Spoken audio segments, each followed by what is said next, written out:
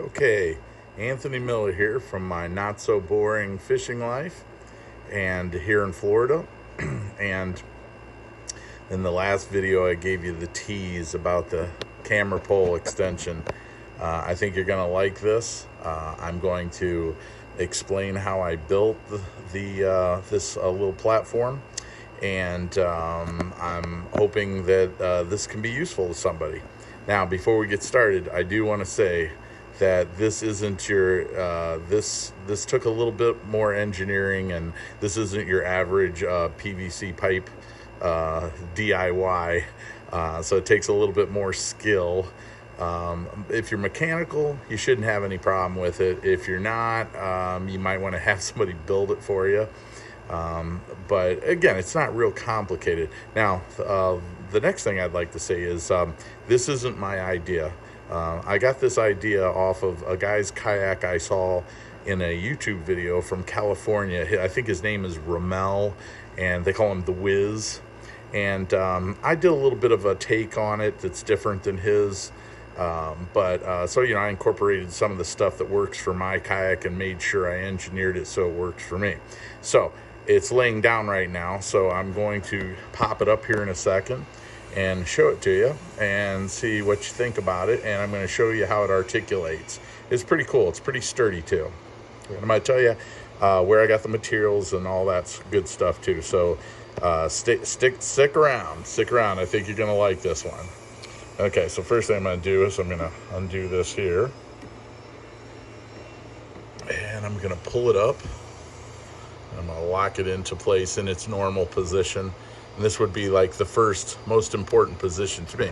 You can see I have my GoPro camera on this thing. Okay, this is an extending pole. It has two levels of extension, I think. Here, two levels of extension. And here's the cool thing about this. It goes all the way down. It goes backwards to a certain point, and it also leans over like this. So that's the cool thing. I'm going to try to get this in the shot so you can see this. And technically, you can lean it all the way over like this for some shots down by the water. So, and in the last video, you might have saw I had it on the gear track on my black pack. So it's movable. Now, one of the first things I want to show you is that when I made this, I made it high enough so that I could get this goes around. So when I turn this over, it goes around these Yak Attack mounts here so that I can still strap my black pack down. Okay. The next thing is I used all stainless steel screws and bolts. Probably over-engineered it a little bit, but I wanted it to be sturdy. And you can see it mounts into the Yak Attack gear track, or that track, or I can mount it to other tracks, and I can place this thing all around the kayak for different shots if I want. Now, it works on friction. These bolts and everything, it all works on friction. So what you're going to do is you're going to get stainless steel bolts, and you're going to get nylon lock washers so you can put tension on it. That way, if you have to adjust it, it gets loose. You can. So far, I haven't had any problem with it, but it hasn't gone through the big test just yet. Okay, so for example, here's one thing you can do with it, which I think is really cool. So here's a normal position. I can raise it to go over my shoulder, or I can just lean it back. Now, it's this triangle. It's pretty strong. Everybody knows a triangle is really strong. But what's really cool, and I'll see if I can do this with one hand, is, I can extend this thing, way up there. I got two levels of, I got this other one here too, and I can just keep extending it out and out and out. So I can get these, so I can get these cool aerial views with the GoPro. And of course, make sure that the head up here, I have enough things on it that I can make sure that it tilts, goes any direction that I want. Sorry, I'm trying to do all this with one hand. So, okay, so pretty cool. Like I said, you can get some cool shots. I can lean it over, and like I said, it just works on friction. Okay, now let's get to how did I make this? Okay, and how much did it cost me? Okay, one of the things I noticed on YouTube. Sorry, somebody's running a saw in the background. Everybody's always building here in Florida. So one of the things that about this is that it wasn't expensive at all. You know, I looked online and I noticed that you had two options. You could either basically buy, you know, something like a ram mount or Yak Attack's version, and that's going to run you anywhere from, I don't know, $80 to $100. Okay.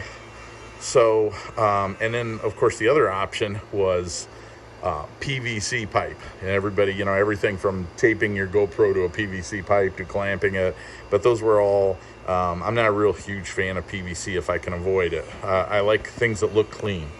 So not to say PVC is bad. I mean, we all use it. I've used it on my kayaks before, so don't take that the wrong way, you know. You do what you got to do, you know. So, okay, so anyways, but this kayak I really wanted to mod out and really go with the best thing. I've never had a kayak that I did this stuff to, and I really wanted to make this one special. So anyways, here we go. So this is made out of a tripod that I got off of eBay with shipping for $13. Well, it was $12.95. The cutting board that I used is the material from, it's the same cutting board I used in one of my other videos. It's a $10 cutting board that I cut up, and it's from Walmart. So, and then the bolts, I may have about $6, $7 in those. So I got about $29 in it, which isn't too bad. If you already have the stainless bolts here, you're really good to go. You notice that I put a lot of holes in the stuff that I make because I'm always trying to save weight. This thing's actually very light. It's actually very light. The pole is extremely light, and this is pretty light. Once you know, I'll try to get a close-up. I put different holes in it all the way around, and you can see, I'm trying to get some pictures so you know what I'm doing here. Now, the pole has two different sizes. This is an inch, and this one is a little bit smaller, I think like around 3/4. So, you know, I had to use some nylon washers and some stainless washers in there to make up for the gap. Okay, you can see how I made the hinges.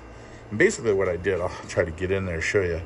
I screwed them in, and on these I have, I think, a total of 4 screws.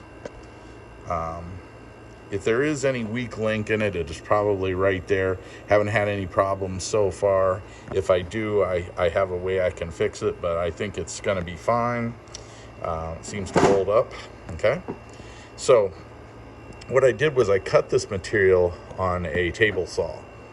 Now, I'm not going to lie, this isn't for the faint-hearted. When you cut this material, which I'm really not sure what it is, but when you cut this on a table saw, it tends to gum up a little bit. And so halfway through a cut, you're going to need a pair of pliers, and you may have to stop the saw and pull it up and take the pliers and crack off the excess plastic that's kind of melting as you cut through it. Not all of it melts, but some of it does. And so, you know, if you're not familiar with tools, you know, be very, very cautious or have somebody do this part for you.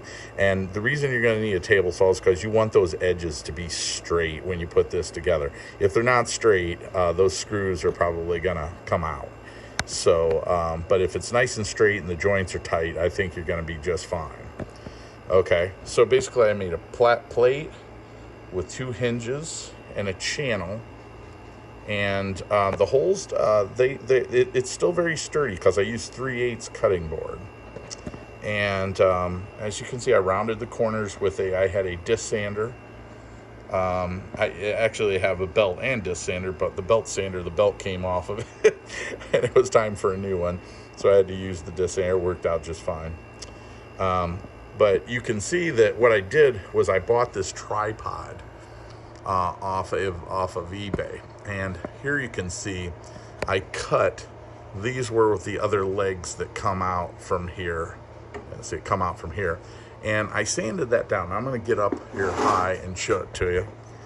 So I took this part and I sanded it on my sander after I cut these off, and to make it a little bit more rounded and a little bit more, you know, aesthetic. And I sanded these down a little bit too. and it seems to hold just fine. I mean, it seems to work really well. And you can see it comes with a 1/4 inch, so you can of course mount your GoPro, you know. And like I said, it articulates. I mean, I can bring it all the way down and forward and get some really cool shots. You know, I'll try to do one here real quick. And something that I thought would be really cool. I hope it's going to work out. So I can like lay this down, and I'm gonna lift it up just a little bit, tighten this up. Okay. And what I'm hoping to be able to do, sorry about that, hoping to lean it just over the side of the kayak, and then of course, you know, turn my camera, you know, I'll have to, you know, adjust it here, of course. Turn my camera, and I'm hoping to get some pretty interesting shots. Might have to lift that up a little bit, but, you know, along the kayak as I'm in the water, we'll see how it works out. But I think it'll be pretty cool. But I love how this thing leans, and so you can see it's definitely got some cool features to it. And again, thanks to Romel out there in California for giving me the idea. But I wanted something a little bit different, and this seems to fit the bill. It also, like I said, again, it also goes up on the black pack for different range of motions. And sorry, I keep sticking my finger in there. So anyways, I think you guys, if you try to build this, you know, I mean, I think it's pretty self-explanatory. I was going to do a whole thing on the build, but I kind of did it just off the top of my head, just off of seeing a picture of one. And so I was lucky I didn't make any real major mistakes and have to start it over again. But it came out pretty good. Now, to these legs, I just want to point out, when they come on there, it's real easy to take them off, the other two legs. It's basically got like a rivet, and you just drill it out in the top head of it, and you drill it out, and it pops right out. So it's not hard to take apart at all. I did it in like probably like 2 seconds, you know. So, and you know, per rivet, I mean, drilled it, and it just kind of came right out. And so pretty cool. Now you're probably wondering what this is. There's where there had like a metal piece that attached, so it had a hole there. So I just put some heat shrink over there, and it kind of serves as a little bit of a handle when I'm adjusting it, a soft handle there. So it works out pretty good. Nothing too outrageous, but okay. So there it is. I hope you guys like it. Maybe this will inspire you to do something other than just your standard PVC holder. I may make different ones. I'm thinking about doing some different stuff with this. This is really inspiring me and giving me some ideas. I hope it inspires you. Now, if you like this content, please subscribe. The channel's just getting started. I'm going to be doing more cool stuff like this in the future. Get ready. I have some real cool ideas that'll be coming up. Okay. Once again, thanks guys for subscribing. See you on the next video.